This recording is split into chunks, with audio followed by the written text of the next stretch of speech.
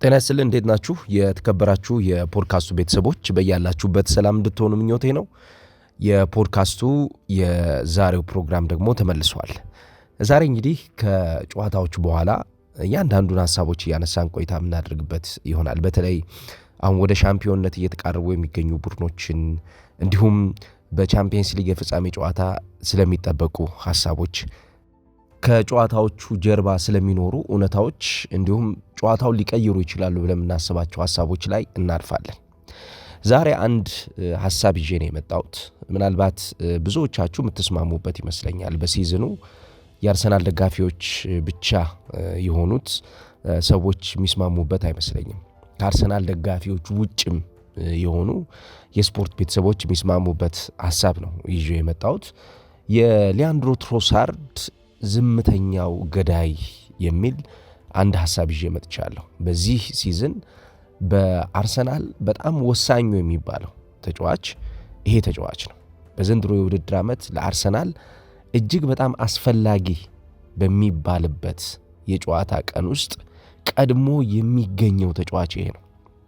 እያንዳንዱ የጨዋታ ሀሳቦች ላይ የዚህ ተጫዋች የተለዋዋጭነት ባህሪ ለእያንዳንዱ የጨዋታ እቅድ ራሱን የሚያዘጋጅበት ለዛ የጨዋታ እቅድ ደግሞ ተለውጦ ተሻሽሎ የሚቀርብበት መንገድ እጅግ የሚደነቅ ነው።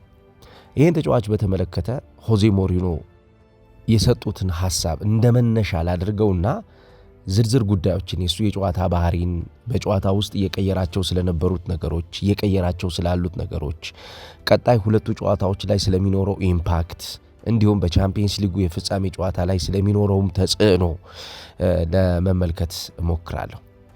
ሞሪኖ ምንድን ነው ያሉት? ትሮሳርድ ማለት በአንድ ቡድን ውስጥ የሱፐር ክላስ ሳይሆን ነገር ግን ለጨዋታው ወይም ደግሞ ለቡድኑ ውጤታማነት አስፈላጊ የሚባል ትኩረት የማይሰጠው ታለንት ነው ብለው ነበር።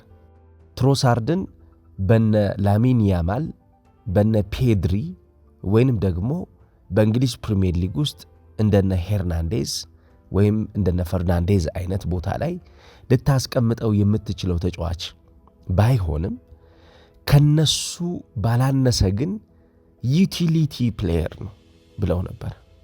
የዚህ ተጫዋች ጠቃሚነት አርሰናልን በዘንድሮ የውድድር ዓመት ብቻ ሳይሆን ባለፈውም የውድድር ዓመት ባለፉት 2 ዓመታት ለአርሰናል የሰጠው ነገር እንዲሁ በቀላሉ የሚታይ አይደለም። በእያንዳንዱ የጨዋታ ሲዝን የሚያስቆጥራቸውን ጎሎች ከተመለከትን የተጫዋቹን ተጽዕኖ እንመለከተዋል። በጨዋታዎች ውስጥ እያንዳንዷን የጨዋታ ቀን ለማሸነፍ የሚሄድበት መንገድ አርሰናልን ይበልጥ ተፎካካሪ እንዲሆን ረድቶታል። አርሰናል ይሄን ተጫዋች ሲያመጣው በተለይ የመጣበት መንገድ አማራጭ አልባ ስለነበረ ነበር ያመጣው። ሚካኤሎ ሙድሪክ የሚባል ተጫዋች ወደ ቼልሲ መሄዱን ተከትሎ ነበረ የሱ ምትክ በማድረግ በ2023 ይሄን ተጫዋች አርሰናል ያመጣው። በብራይተን ከ2019 እስከ 2023 በቆየበት ጊዜ ወደ 116 ጨዋታዎችን አድርጎ 25 ጎሎችን አስቆጥሮ ነበር። ከዛ በፊት በዋተርሉ፣ በሎሜል ዩናይትድ እንዲሁም ደግሞ በሎቭን ቡድን ውስጥ ቆይታ አድርጓል። ነገር ግን ያን ያክል የገነነ ስም አልነበረው። ምናልባት እንዳውም ወጣት እያለ ጌንክ በነበረበት ሰዓት የነበረው ትሮሳር የተሻለ ነበር ማለት ይቻላል። ከዛ በኋላ ግን ውሰት ነበር። በሎሜል ውሰት ነበር፣ በዋተርሉ ውሰት ነበረ፣ እንደገና በሎውን ውሰት ውስጥ ነበር። ብራይተኖች 2019 የውድድር ዓመት ላይ ሲያመጡት በተለይ የትሮሳርድን መምጣት የደገፉም ደጋፊዎች ነበሩ። የሱም መምጣት ደግሞ ኤክስትራ ወጪ ነው፣ ምንም አያስፈልግም ይህን ተጫዋች ማምጣት ብለውም የተከራከሩ እንደነበሩ ማየት ይቻላል። ነገር ግን የ4 ዓመት ኮንትራት ፈርሞ ከመጣ በኋላ በቡድኑ ውስጥ የፈጠረው ታሪክ ብዙዎቹ መጥተው ለማድረግ የሚከብዳቸው ሆኖ ነበር የተሰራው። በብራይተን 116 ጨዋታዎችን አድርጎ 25 ጎሎችን በ4 ዓመት ቆይታው ማሳካት ችሏል። ከዛም 2023 ላይ አርሰናልን ሲቀላቀል ብዙ የብራይተን ደጋፊዎች ፔቲሽን ሁሉ በመጻፍ ብራይተንን ለቆ እንዳይሄድ ለአርሰናል እንዳይፈርም ይሄ ተጫዋች የቡድናችን በጣም ወሳኝ ተጫዋች ስለሆነ ቡድኑን እንደማፍረስ በመቁጠር ተጫዋቹ በብራይተን እንዲቆይ ሁሉ የብራይተን ቦርድን ጫና ውስጥ ከተው አስገድደውት ነበር። ነገር ግን በወቅቱ የቀረበው ገንዘብ ከፍተኛ ስለነበረ አርሰናል ይህንን ተጫዋች የገዛበት ዋጋ ብራይተኖች ሊደራደሩበት የሚችሉት ስለማይሆን ወዲያውኑ ተቀብለው ተጫዋቹን ጋራንቲድ የሆነውን የ20 ሚሊዮን ፓውንድ እንደገና ተጨማሪ የ7 ሚሊዮን ፓውንድ ኦድ ጨምሮ በአጠቃላይ ወደ 28 ሚሊዮን ፓውንድ የሚጠጋ ክፍያ ፈጽሞ አርሰናል ተጫዋቹን አመጣው። እንግዲህ የተጫዋች በአለፉት 3 ዓመታት ለአርሰናል 122 ጨዋታዎችን አድርጎ ከብራይተን በላይ ማለት ነው 27 ጎሎችን ለአርሰናል አስቆጥሯል። የአሳለፍነው ሳምንት የተከናወነውን የዌስትሃም ዩናይትድ እና የአርሰናልን ጨዋታ ጨምሮ ያስቆጠራቸው ጎሎች ለአርሰናል የሚሰጠውን የሲዝኑን ትልቅነት በደንብ የሚያሳይ ሆኖ አልፏል። ይህን ተጫዋች ብዙዎቹ በአርሰናል እያነጻጸሩት የሚገኘው ከሳንቲያጎ ካዝሮላ ጋር በተለይም ደግሞ ተጫዋቹ ከኳስ ጋር ያለው ምቾትና ኳሱን ይዞ የሚሄድበት መንገድ ኳሱን ይዞ ወደ ተለያዩ የጨዋታ የማጥቂያ ቀጠናዎች አቅጣጫዎች ይዞ የሚጓዝበት መንገድ ካዝሮላ በአርሰናል በነበረበት ሰዓት ለአርሰናል ይሰጥ የነበረውን ባህሪ ይመስላል ይላሉ። በእርግጥም አፈጻጸሙ ከተመለከታችሁት መስመሮችም ያጠቃበት እንዲሁም ከመሃል በጣም ኮንጀስትድ የሆኑ ወይም ደግሞ የተፋፈኑ ቦታዎች ላይ ማጥቃቶችን የሚመራበት መንገድ ከነዛ ማጥቃቶች ጀርባ የሚፈጠሩትን የተጫዋቾችን የተሻለ ጥራት ያላቸውን የወደፊት የማጥቃት እንቅስቃሴዎችን የሚያስተዳድርበት ነው ማለት ነው። የሚያስተዳድርበት መንገድ እጅግ በጣም የሚደነቅ ነው። ይህንን ሐሳብ ያነሳውበት የሚያስተዳድርበት የሚለውን ሐሳብ ያነሳውበት ምክንያት ምንድነው? ሁሉንም ነገር በተጠና መንገድ ነው ሜዳ ላይ የሚያከናውነው። አብዛኛውን ጊዜ ኳስ ተቀባይና ኳስ ይዘው ወደፊት የሚሄዱ ተጫዋቾች ትልቁ ፈተና ምንድነው? የኳሱን ኦፕሬሽናል ሌቭል መጨመር መቻል የሚለው ነው። ይሄ የማጥቃት እንቅስቃሴውን ለምሳሌ ወደፊት ይዘው የሚሄዱ ከሆነ የማጥቃት እንቅስቃሴውን በማሳደግ የተጋጣሚን የተከላካይ ስትራክቸር በማበላሸት ወይም ደግሞ የተጋጣሚን ሌላኛውን አድቫንቴጅ የሚወስደውን የጨዋታ ሐሳብ በመብለጥ የተሻለ የቡድን ውጤት ማምጣትን ተግባራዊ የሚያደርጉ ናቸው። ይሄ ተጫዋች አብዛኛውን ጊዜ በሚሰጡት ኳሶች ወይም ደግሞ እሱ ፈልጎ በሚቀበላቸው ወይም ተገዶ በሚቀበላቸው ኳሶች ውስጥ የተጫዋቹ ኳሊቲ እጅግ በጣም የሚደነቅ ነው። ለምሳሌ አንዱ ትልቁ የዚህ ተጫዋች ኳሊቲ የሚባለው የሪንግ ፕሌይ ሲቹዌሽን ነው። የሪንግ ፕሌይ ሲቹዌሽን ምንድን ነው የሚለውን እስኪ እንመልከት። የሪንግ ፕሌይ ሲቹዌሽን ከፍተኛ የሆነ የኳስ ጫና ባለበት ሽግግሮች እጅግ በጣም በተሻለ ጥራት ለማደግ በሚቸገሩበት ሰዓት ያን እንቅስቃሴ ወደፊት የሚወስድ ተጫዋች ማለት ነው። የዚህ ተጫዋች አንዱ መሰረታዊ ነገር ከዚህ የጨዋታ እንቅስቃሴ ውስጥ የተሻለውን ነገር በመፍጠር የተሻለውን ነገር በማምጣት ለአርሰናል የሚፈጠረውን ነገር በመጠበቅ ፎርስፉል የሆነው በጣም ወሳኝ የሚባል የጨዋታ እንቅስቃሴ ነው። በጣም ኃይል የሚጠይቅ የጨዋታ እንቅስቃሴ ነው። ምክንያቱም በተጫዋቾች መካከል ተከቦ አንድ ተጫዋች ሬክለስ የሆኑ ታክሎችን አምልጦ ሊሆን ይችላል፣ ወይንም ደግሞ በተጋጣሚ የጨዋታ እቅድ ውስጥ ገብቶ ይህንን ለማሸነፍ የተሻለ ኢንቴሊጀንት ወይም ደግሞ አይኪው ከፍተኛ የሆነ ተጫዋች መሆን ይጠበቅበታል። ይህንን እንቅስቃሴ ነው እንግዲህ ትሮሳርድ በተደጋጋሚ እያደረገ ለአርሰናል ፖዚቲቭ የሆኑ የጨዋታ እቅዶችን ተግባራዊ እያደረገ የሚገኘው። ሪንግ ፕሌይ ልክ በትልልቅ የጨዋታ ቀናቶች ትልልቅ የሚባሉ ተጫዋቾች ከዚህ በፊት በዓለም እግር ኳስ ውስጥ እንዳደረጉት የሚደረግ ነው። ለምሳሌ ሮማሪዮ በዚህ ውስጥ የሚታወቅ ተጫዋች። ሮማሪዮ ፕራይም በነበረበት ሰዓት የሱ የተሻለው አቅሙ ምንድነው? በሪንግ ፕሌይ ሲቹዌሽን በሁለት በትንሹ ወይንም ደግሞ በአራትና በአምስት ተጫዋቾች መካከል ፐርፐዝ ያለው ዓላማ ያለው በተለይም ደግሞ የተጫዋቾችን ስፒድ መቆጣጠር የሚችል ኮኦርዲኔሽን መቆጣጠር የሚችል አጂሊቲን መብለጥ የሚችል የጨዋታ የዲሲሽን ሜኪንግ አይኪው ተጠቅሞ የሚያሸንፍበት ጊዜ ነበር። ይሄንን አሁን ላይ ከሚያደርጉ ዝምተኛ ተጫዋቾች መካከል አንዱ ትሮሳር ነው። ትሮሳር ቨርሳቲሊቲው ጠቅሞታል። የተለዋዋጭነት ባህሪው ነገሮችን የሚያደርግበት ነገሮችን የሚከውንበት መንገድ ጠቅሞታል። ከዚህ ውስጥ እንግዲህ የእሱ ትልቁ ኳሊቲ የሚባለው ምንድን ነው? ኮኔክሽን ኦፍ ደ ፕሌይ፣ የጨዋታ መንገዶችን የሚያገናኝበት ሐሳቡ ጠቅሞታል። አብዛኛውን ጊዜ እንቅስቃሴዎችን ወደፊት በመውሰድና እነዛን ሐሳቦች የተሻለ ጥራት ያላቸው ሐሳቦች በማድረግ ቡድኖች ያደገ የቡድን የማጥቃት እንቅስቃሴ ይፈጥራሉ። በዚህ ያደገ የቡድን የማጥቃት እንቅስቃሴ ውስጥ ግን እንደ ትሮሳር አይነት ተጫዋቾች እጅጉን ያስፈልጋሉ። የትሮሳር ትልቁ ኳሊቲ ይሄ ነው። አብዛኛውን ከጨዋታው እንቅስቃሴ በመነሳት ጌሙ የሚፈልገውን ነገር ደጋግሞ ያደርጋል። ጌሙ የሚጠይቀው ነገር ምንድን ነው የሚለው በሱ አእምሮ ውስጥ ቀድሞ የሚሰራ ነገር ነው። ናውም ሃይ አይኪው ሙቭመንት ያለው ተጫዋች መሆኑ ተጫዋቹ በአርሰናል በጫና ውስጥ ሆኖ የሚጫወትባቸው የጨዋታ ቀናቶች አርሰናሎች ጫናቸውን እንዲያሸንፉ ጫናዎችን ቀልብሰው ቀጣይ የጨዋታ እንቅስቃሴ ላይ የተሻለ ነገር እንዲፈጥሩ ረድቷቸዋል። በተለይ የዚህ ተጫዋች አንዱ ትልቁ ኳሊቲ የሚባለው ምንድነው? የኤሊት ኮንትሮል የኳስ ቁጥጥሮቹን ከተመለከታችሁ በትልልቅ ተጫዋቾች ዘንድ የሚደረጉ የኳስ ማኔጅመንት ስኪል ነው እሱ ላይ የምንመለከተው። በጨዋታ መንገዱ ሁለት እግሮቹን የሚጠቀም ተጫዋች ነው። አምቢዴክስትሪየስ ይባላሉ እነዚህ ተጫዋቾች። ሁለቱን እግሮቻቸውን ወደ ተጋጣሚ ሜዳን በሚሄዱበት ሰዓት ራሳቸው ሜዳ ላይ በሚቆዩበት ሰዓት የሚጠቀሙበት ኳሊቲ ነው። ከዛ ውጭ የጎል ስኮረር ይሄ ተጫዋች ጎሎችን ማስቆጠር ይችላል።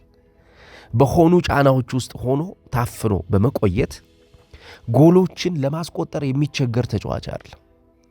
ሁሌም ቢሆን የማምለጫውን ቀዳዳ ፈልጎ የሚያገኝ ተጫዋች ነው። ሁሌም ቢሆን የተከላካይ መስመር ተጫዋቾችን ካሉበት ቦታ ነቅለው እንዲወጡ በማስገደድ የነኚህን ተጫዋቾች በሜዳ ውስጥ የሚኖረውን የበላይነታቸውን በመጎተት የቡድኑ እድል እንዲያድግ የቡድኑ የማሸነፍ መንገድ እንዲሰፋ የሚረዳ ተጫዋች ነው። ከእጥረቱ ከቅጥነቱ እንዲሁም ከሌሎች ግዙፍ ከሆኑ የተከላካይ ወይም ደግሞ የአማካኝ ተጫዋቾች መካከል ቆሞ በተለይ በነዛ በመስመሮች መካከል ውስጥ ቆሞ ሊንክ አፕ ፕሌይውን የሚያሳድግበት መንገድ ደግሞ በጣም የሚደነቅ ነው። እንደምታውቁት በእግር ኳስ በጣም ወሳኝ የሚባለው ነገር ሁለተኛውና ሶስተኛውን የጨዋታ ኮኔክሽን ፕሌይ መጨመር፣ የጨዋታን የንክኪ የሚያድገውን ሽግግር መጨመር ማለት በተጋጣሚ የተከላካይ መስመር ተጫዋቾች ወይም ደግሞ የአማካኝ ክፍል ተጫዋቾች ፕሬዠር ማሳደር ነው አንድ። ሁለተኛ በቡድን እንቅስቃሴ ደግሞ የተለየውን ነገር መስጠት ነው። የቡድን እንቅስቃሴ የተለየውን ነገር እንዲያገኝና የተጋጣሚ እንቅስቃሴ ጫና ውስጥ እንዲገባ ሊንክ አፕ ፕሌው ወይም ደግሞ የቅንጅት ጨዋታው ይበልጥ ማደግ ይኖርበታል። ይህንን የቅንጅት ጨዋታ ከሚመሩ ከኋላ እንቅስቃሴውን ከሚያስተካክሉ ተጫዋቾች መካከል አንዱ ነው እንግዲህ ትሮሳር ከዚህ ብቻ የሚገናኝ ተጫዋች አይደለም፣ ከሌሎች ሐሳቦችም ጋር የሚገናኝ ተጫዋች ነው። ለምሳሌ ኤክስፕሎይቲንግ ራን ላይ ይሄ ተጫዋች አብዛኛውን ጊዜ የተቆለፉ ቦታዎችን በመመልከት ከተቆለፉ ቦታዎች ጀርባ ያሉትን ሁኔታዎች በማጥናት እነዛን ሁኔታዎችን የተሻለ ክፍት እንዲሆኑ በማዘጋጀት እሱ ወይም ደግሞ የቡድን ጓደኞቹ እንዲያጠቁት የሚያመቻች ተጫዋች ነው። በፕሪሚየር ሊጉ ያደረጋቸውን ጨዋታዎች አብዛኞቹን ከተመለከታችሁ ትሮሳር የሚያጠቃቸው ሜዳዎች አብዛኛውን ጊዜ ለቡድን እንቅስቃሴ አስቸጋሪ የሆኑና ሌሎች የቡድን ጓደኞቹ ለማጥቃት ያልተዘጋጁባቸውን ቦታዎችን ነው የሚያጠቃው። በተለይም የፊኒሺንግ ኳሊቲዎቹ በጣም ከፍተኛ ስለሆኑ እንቅስቃሴዎችን ኦርጋናይዝ በማድረግ በተለይ የኪ ጌም ፕሌየር ብሎ ስለሚያስቡ ሚኬል አርቴታ የጨዋታ በጣም ወሳኙ ተጫዋች ነው ብሎ ስለሚያስብ ዲሳይሲቭ የሆኑ በጣም ወሳኝ የሚባሉ ጎሎችንም ስለሚያስቆጥር በየጨዋታዎቹ ለጨዋታው የሚሆነውን እቅድ የሚሰራለት ተጫዋች ስለሆነ ይህንን እንቅስቃሴ እሱ ደጋግሞ እንዲያደርገው ፍቃድ ይሰጠዋል። በአንድ ወቅት ሚኬል አርቴታ አሁን በቅርቡም የተደረገውን የዌስትሃሙን ጨዋታን በተመለከተ ሲጠየቅ ምንድነው ያለው? ትሮሳር አብዛኛውን ጊዜ የሚያደርገው እሱ ማድረግ የሚገባውን ነገር በመሆኑ እሱ በሜዳ ውስጥ መኖሩ የኛ የቡድን አባል መሆኑ እጅግ በጣም እድለኞች ነን።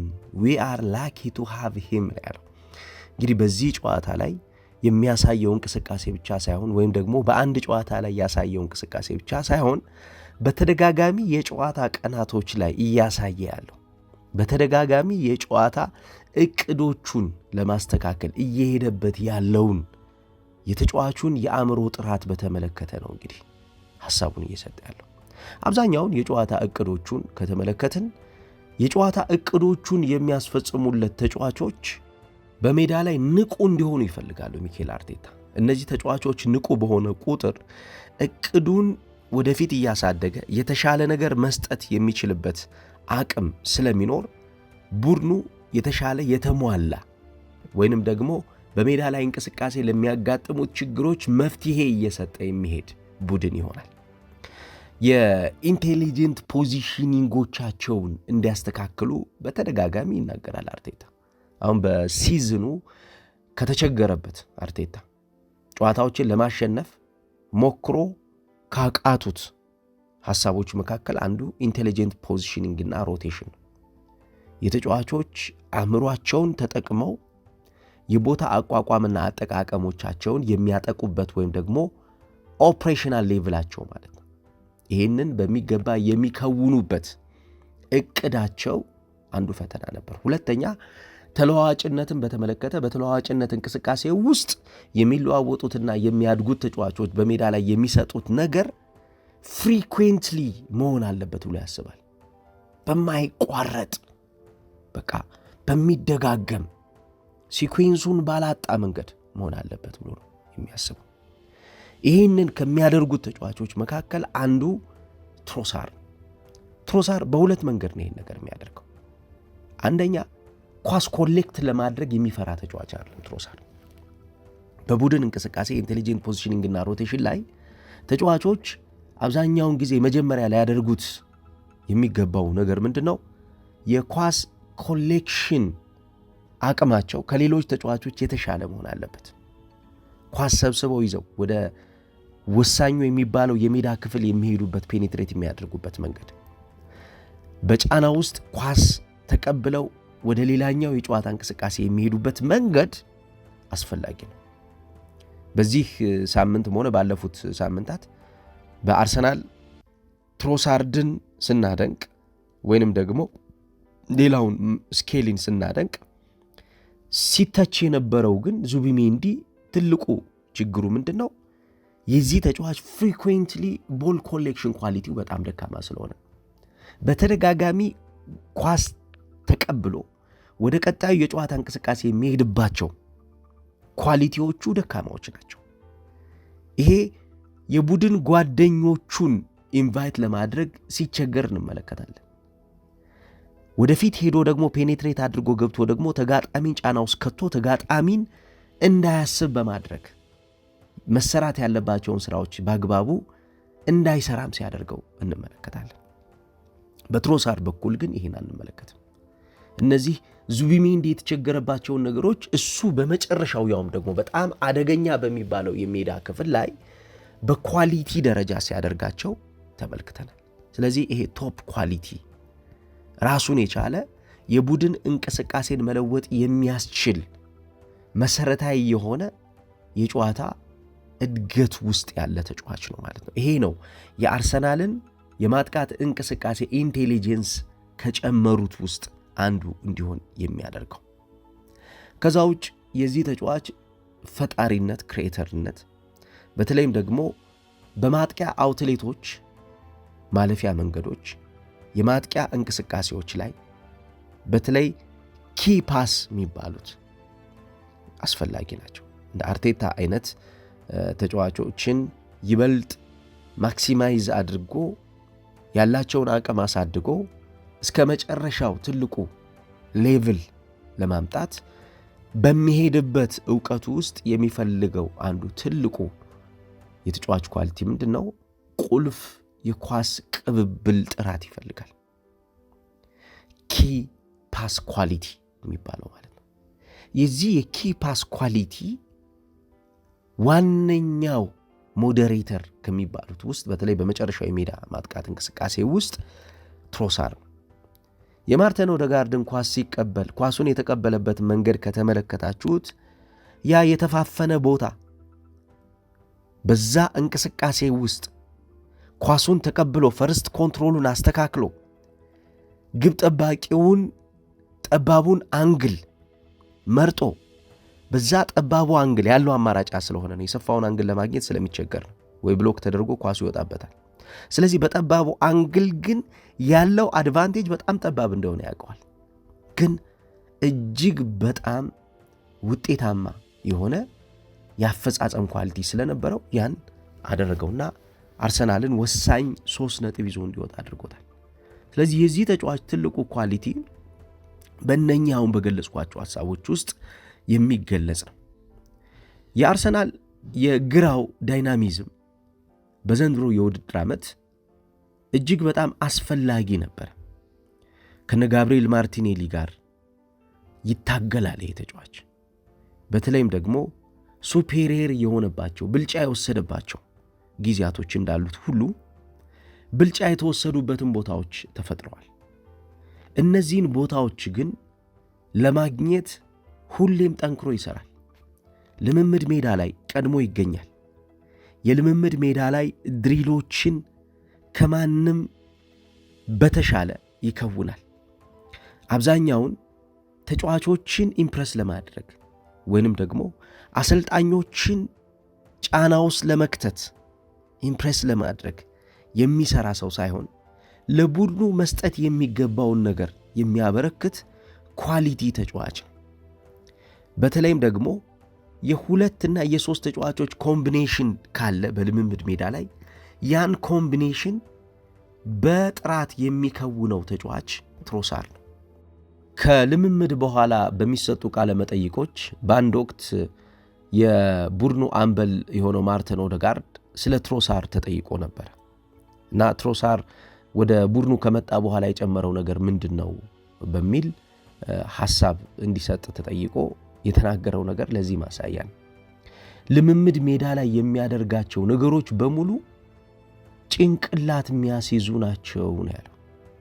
ልምምድ ሜዳ ላይ የሚያደርጋቸው ነገሮች ሜዳ ላይ ለማድረግ ደግሞ አይቸገርም። የልምምድ ሜዳ ላይ እና የጨዋታ ሜዳ ላይ ልዩነቱ የስም ጉዳይ እንጂ የተግባር አይደለም ነበር ያለው። በተግባር ተመሳሳይ ስራዎችን ነው የሚሰራው። በተግባር የሚያደርጋቸው ነገሮች በሙሉ ተቀራራቢ ናቸው። ምንም የተለየ ነገር አያደርግም። እዛም ያደርገውን ነገር ነው እዚህም የጨዋታ ሜዳ ላይ የሚያደርገው የሚል ሐሳብ ሰጥቶ ነበር። እንደዚህ አይነት ኳሊቲ ያላቸው ተጫዋቾች ዝምተኛ ገዳዮች ናቸው። እንደዚህ አይነት ኳሊቲ ያላቸው ተጫዋቾች በጣም አስቸጋሪ የሚባል የቡድን ወቅቶች ላይ መፍትሄ ፈላጊዎች ናቸው። በጣም አስቸጋሪ የሚባል የቡድን ፈታኝ ጊዜያቶች ላይ ሶሉሽን ሜከርሶች ናቸው። መፍትሄውን የሚያመጡበት የራሳቸው የሆነ ዕውቀት ያላቸው፣ መረዳት ያላቸው፣ ድግግሞሽ ያላቸው ተጫዋቾች ናቸው። አርሰናል ይህንን ነው ዘንድሮ ያገኘው በትሮሳር በተጫወተባቸው ጨዋታዎች ላይ አብዛኛውን የዚህ ተጫዋች ኳሊቲ አርሰናልን ከጫና አውጥቶታል። ቡድኑን ጫና እንዲያሸንፍ ረድቶታል። ጫና ማሸነፍ በጣም ቤዚክ ነገር ነው በእግር ኳስ። ምክንያቱም አንድ ቡድን ጫና ኢንቫይት ሊያደርግ ይችላል። ጫና ኢንቫይት በሚያደርግበት ሰዓት ያን ጫና ኢንቫይት የሚያደርግበትን ሐሳብ ተቀብሎ ያን ኢንቪቴሽን አሸንፎ ወደ ቀጣዮቹ ፕሮሰሶች መሄድ ይኖርበታል። እነዚህን ፕሮሰሶች ለማሳደግ የትሮሳር አይነት ተጫዋቾች ያስፈልጋሉ። ምክንያቱም የነኚህ ተጫዋቾች እዚህ ቦታ ላይ መገኘት ነው የእንቅስቃሴው መሰረታዊ ነገር ተብሎ የሚታሰበው። ለዚህ ነው በጫና ውስጥ ኳሶችን የተሻለ ጥራት ያላቸው እያደረገ ጎሎችን እያስቆጠረ ንክኪዎችን እያስተካከለ የጌሙን ሜቶዶሎጂ ዳይናሚዝም በሚፈልገው መንገድ ሜንቴን እያደረገ እየጠበቀ ቡድኑን አሁን ያለበት ከፍታ ላይ ያስቀመጠው ማለት ነው።